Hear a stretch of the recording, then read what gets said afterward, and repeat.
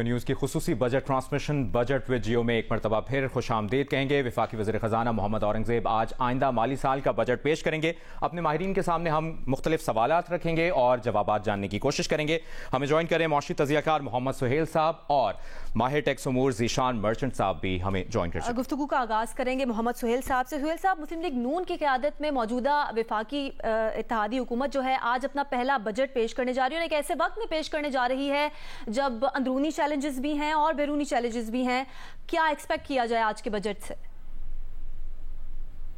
बिस्मिल्लाहिर्रहमानिर्रहीम। मेरा ख्याल में तो जो पिछले एक साल या 1.5 साल में कुछ माशी हमें इस्तेकाम नज़र आया है और जो हमारे ताल्लुकात बिलखुसूस IMF और जो दूसरे ममालिक हैं उससे बेहतर हुए हैं, तो मुझे लग रहा है कि एक कंसोलिडेशन का बजट होगा। कंसोलिडेशन के बजट में ये है कि बहुत ज़्यादा एक्सपेंशनरी भी नहीं होगा और बहुत ज़्यादा कॉन्ट्रैक्शनरी भी नहीं होगा। कोशिश ये की जाएगी कि जो पिछले साल पाकिस्तान की तारीख में ये 20 साल बाद हो रहा है कि पिछले साल पाकिस्तान ने प्राइमरी सरप्लस किया है, यानी अगर हम सूद को हटा दें जो देना मजबूरी है, तो जो रेवेन्यू हमने कमाया और जो हमने खर्चे किए उसमें सरप्लस था। तो जो ये साल का बजट होगा वो भी इसी तरह का होगा कि खर्चों की ग्रोथ कम हो, रेवेन्यू की ग्रोथ ज्यादा हो ताकि प्राइमरी बैलेंस क्रिएट हो। इससे ये जरूर है कि जो अवाम को बहुत ज्यादा रिलीफ नहीं मिल सकता है, इंडस्ट्री को बहुत ज्यादा रिलीफ नहीं मिल सकता, मगर ये कंसोलिडेशन वक्त की इसलिए जरूरत है कि जो हमारी सिचुएशन पिछले 6-7 साल में रही है और पाकिस्तान का जो डेट बिल्कुल बहुत ज्यादा अनसस्टेनेबिलिटी की तरफ जा रहा है, तो उसको कंट्रोल करने का तरीका यही है कि ना सिर्फ अगला साल बल्कि अगले 2-3 साल जो है हम consolidation, slow growth, gradual growth करें ताकि आगे जाकर फिर हम तेज ग्रोथ की तरफ जा सकें। सही। ज़ीशान साहब, जो बात सुहेल साहब कर रहे हैं, पिछले साल भी हमें याद है आपसे बात हुई थी, आपने भी तजावीज़ सामने रखी थी। क्या जो पिछले साल की गलतियां हैं उन पर काबू पाया गया और क्या एक्सपेक्ट किया जाए कि अगले साल जो आज माहिरीन तजावीज़ दे रहे हैं उस पर अमल दरामद होगा? बिस्मिल्लाहिर्रहमानिर्रहीम। देखें, जो पिछले साल अगर हम देखते हैं जो हमने डिस्कशंस किए थे और अब जो हम कर रहे हैं उसमें कोई बहुत ज़्यादा मुझे चेंज नज़र नहीं आ रहा। आज भी जो है अगर आप एक डोमेस्टिक लेवल पे जाके चीज़ों को देखते हैं तो वो महंगी ही होती चली जा रही हैं, सस्ती कोई चीज़ नहीं हो रही।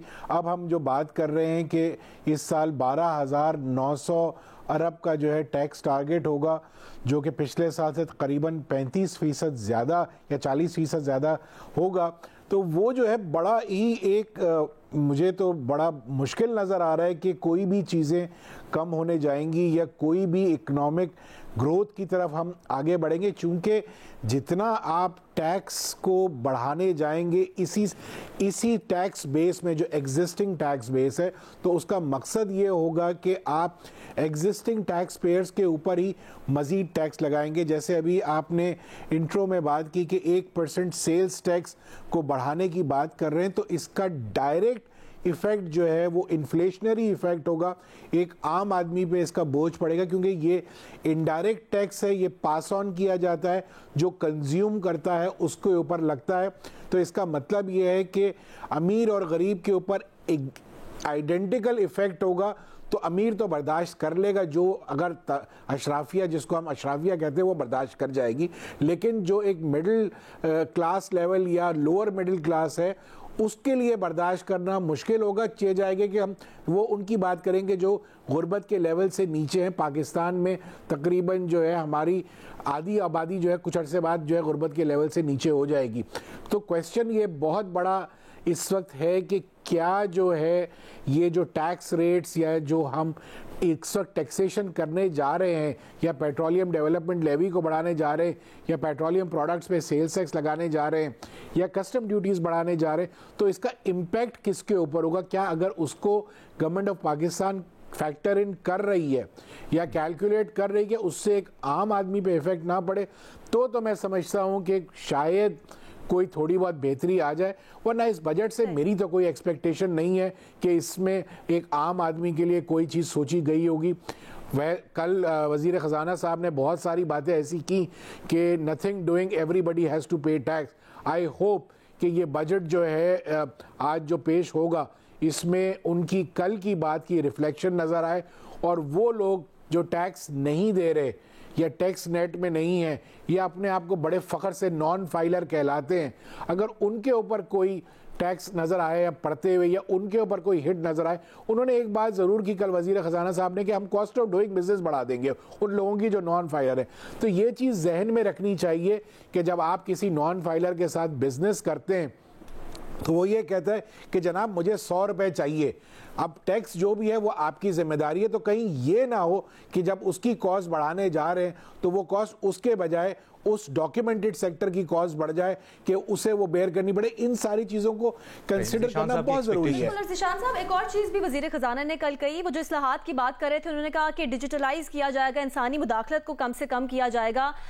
तो इस पर भी बात करनी है, बड़ा अहम है। लेकिन मोहम्मद सुहेल साहब के पास जाएंगे। सुहेल साहब, इससे पहले आप डेट की बात कर रहे थे, तो रीपेमेंट ऑफ लोन्स ये कितना बड़ा चैलेंज हुआ, क्योंकि आमदनी का एक बहुत बड़ा हिस्सा बहुत साल पहले से लिए गए जो लोन्स हैं उनमें चला जाता है, और मुल्क पर मजमूई जो लोन का हम देखें तो 67,525 अरब रुपए लोन्स हैं। तो ये एक बहुत बड़ा हिस्सा है आमदन का जो चला जाता है लोन्स में। देखिए, इसके दो पहलू हैं। एक ये है कि हमारा जो लोन है जो डॉलर में बाहर से लिया हुआ है, और एक है जो लोकल मार्केट से है। तो जो आपने बताया 67,000 बिलियन, ये मजमूई है। उसमें से एक तिहाई इंटरनेशनल एक्सटर्नल लोन है और 2/3 लोकल लोन है। तो जो पाकिस्तान के जो प्रॉब्लम्स हमेशा क्रिएट होते हैं, और पिछले 6-7 साल से जो पाकिस्तान क्राइसिस नुमा सिचुएशन में है, वो है एक्सटर्नल लोन की वजह से। तो एक्सटर्नल लोन बज़ाहिर बहुत ज्यादा नहीं है पाकिस्तान के पास, मगर एक्सटर्नल लोन का जो स्ट्रक्चर है वो तब्दील हो गया है। पिछले कोई 7-8 साल से जो बेशुमार हुकूमतें जो आई, उन्होंने सब ने शॉर्ट टर्म लोन लिया। कभी सऊदी अरेबिया से $2 बिलियन एक साल के लिए ले लिए, चाइना से $1 बिलियन ले लिया, यूएई से। तो हमारे पास बहुत बड़ा डेट तो नहीं एक्सटर्नल, मगर डेट लाइबिलिटीज बहुत बड़ी है। यानी शॉर्ट टर्म डेट हमने लिया है तो अगले साल हमें कोई $20-22 बिलियन पे करने हैं।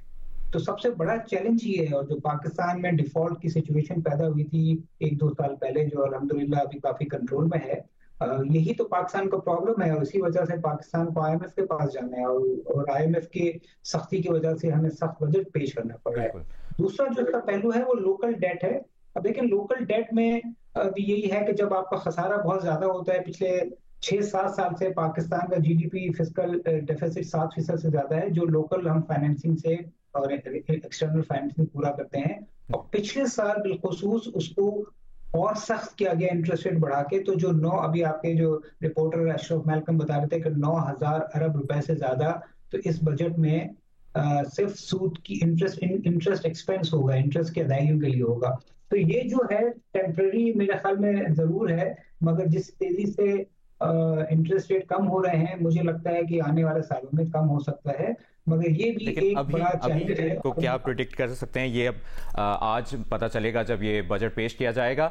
ज़िशान साहब, जिस तरह बहुत सी बातें हो रही हैं कि IMF का ये बजट है, माहिरीन भी यही कह रहे हैं कि एक्सपेक्ट किया जा सकता है कि टैक्सेस बढ़ेंगे, लेकिन अब तक जो माहिरीन की राय सामने आई है वो कह रहे हैं कि टैक्स बर्डन को कम करना होगा। कैसे कम करेंगे टैक्स बर्डन, क्योंकि आम आदमी की सकत से तो चीज़ें निकलती जा रही हैं। आपकी क्या तजवीज़? हमारे मुल्क में इस वक्त मसला ये है कि हमारे मुल्क में इनडायरेक्ट टैक्सेशन जो है वो तकरीबन 70% है, और डायरेक्ट टैक्सेशन जो है वो तकरीबन 30% हो गई। तो दुनिया में होता है ये कि डायरेक्ट टैक्सेशन इन्वर्स पोजीशन होती है कि दुनिया में 70% डायरेक्ट टैक्सेशन होता है और 30% इनडायरेक्ट टैक्सेशन होता है। हमारे मुल्क में जितना भी टैक्स इस वक्त कलेक्ट हो रहा है पाकिस्तान में, जैसे इस साल का जो हमारा 9,400 अरब का टारगेट है, उसमें से तकरीबन 80% जो है वो विद होल्डिंग्स के मद में और इनडायरेक्ट टैक्सेशन के मद में कलेक्ट होता है। तो जिस मुल्क में इनडायरेक्ट टैक्सेशन इतना ज़्यादा हो तो वो तो वहाँ पे आप कुछ कर ही नहीं सकते। मसला ये है कि हम हमेशा से कहते आए हैं, लास्ट ईयर भी आप ही के प्रोग्राम में ये चीज़ डिस्कस हुई थी कि जितना टैक्स रेट को कम किया जाएगा उतनी जो है वॉलंटरी कंप्लायंस बढ़ेगी। अगर आप ये एक्सपेक्ट करते हैं, मैंने लास्ट ईयर भी मुझे अच्छी तरीके से याद है, मैंने यही एग्जांपल दी थी, आज फिर रिपीट करता हूं कि अगर आप ये समझते हैं कि मैं 100 रुपए कमाता हूं और मैं 50 रुपए उसमें से टैक्सेस दे दूं तो ये नहीं होगा। मैं नहीं करूंगा, मैं टैक्स की चोरी करूंगा। मसला ये है कि अगर मुझे ये पता हो ना कि जी मैंने 100 रुपए कमाने हैं और 10 रुपए टैक्स देना है, और जिसने 10 रुपया कमाना है उसने 1 रुपए टैक्स देना है, तो ये चीज़ मुमकिन है। लेकिन अगर आप ये कहें कि जी अब जैसे बात हो रही है आज ही के लिए बात हो रही है कि तनख्वाहों पे जो है हाईएस्ट टैक्स रेट जो है वो 35% से बढ़ाकर 45% कर दिया जाएगा। तो इसका मतलब ये है कि जो लाख रुपए कमा रहा है, अगर एग्जांपल दे रहा हूं, तो उसको 45,000 रुपए टैक्स देना है। तो इसका मतलब ये है कि 55,000 रुपए में उसको अपना घर भी चलाना है, किचन भी मेंटेन करना है, तो सिक्योरिटी भी मेंटेन करनी है, इलेक्ट्रिसिटी भी चलानी है। कैसे मुमकिन है ये नहीं हो सकता। आप जितने टैक्स रेट्स को बढ़ाएंगे चोरी बढ़ेगी, स्मगलिंग बढ़ेगी, क्योंकि स्मगलिंग को इंड्यूस करते हैं आप, क्योंकि स्मगलिंग सस्ते रेट में आपके घर में आके चीज़ मिल जाती है। स्मगल गुड्स जो है, आप जितना ड्यूटीज़ बढ़ा लीजिए, टैक्सेस बढ़ा लीजिए, होगा ये कि आपकी एक डॉक्यूमेंटेड इकोनॉमी श्रिंक करती चली जाएगी, फ्लाइट ऑफ कैपिटल होगा। आपने पिछले सालों में CVT लगाया, 7E लगाया, कितना फ्लाइट ऑफ कैपिटल हो गया, कितने लोग पाकिस्तान से नॉन रेजिडेंट्स हो गए। ये 1% टैक्स ने आपको इम्पैक्ट किया था। आप ये समझिए कि आप मुल्क में वेल्थ क्रिएशन के खिलाफ ना हो, मुल्क में लोगों को वेल्थ क्रिएट करने दें। इस वक्त की जो पोजीशन नज़र आती है मुझे, वो उसमें कैटेगोरिकली ये नज़र आता है कि हमारे मुल्क में वेल्थ क्रिएशन के अगेंस्ट में हम नहीं चाहते कि लोग। फिर ज़ीशान साहब, जो आप बात करें FBR को, जिस तरह ओवरऑल आप बात करें FBR को डिजिटाइज करने से या ट्रैक एंड ट्रेस सिस्टम को इम्प्लीमेंट करने से फिर फ़ायदा हो सकेगा? मसला ये है कि हम पिछले कई सालों से बहुत सारे एक्सपेरिमेंट्स कर चुके हैं। हमने हर साल टैक्स रेट्स को बढ़ाकर देख लिया, हमने हर साल। अब ये जो पिछले साल जो 7,000 6,000 से अब हम 9,000 पे आ रहे हैं, उसकी बुनियादी वजह क्या है? आपका इन्फ्लेशन था।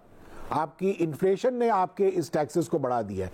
आप मुझे ये बता दीजिए, या FBR मुझे ये बता दे कि ये ग्रोथ की वजह से कितना टैक्स बढ़ा है। ये ग्रोथ की वजह से नहीं बढ़ा, ये सारा इन्फ्लेशन की वजह से टैक्स बढ़ा है। मसला ये है कि आप टैक्स रेट्स को जितना बढ़ा देंगे आपकी कलेक्शन बढ़ जाएगी।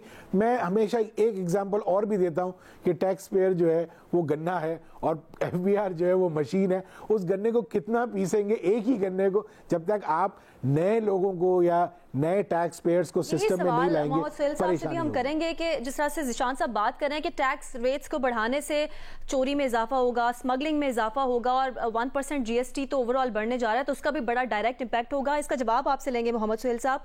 ज़ीशान मर्चेंट साहब भी हमारे साथ मौजूद हैं और जियो न्यूज़ की खुसूसी नशरियात की जा रही है।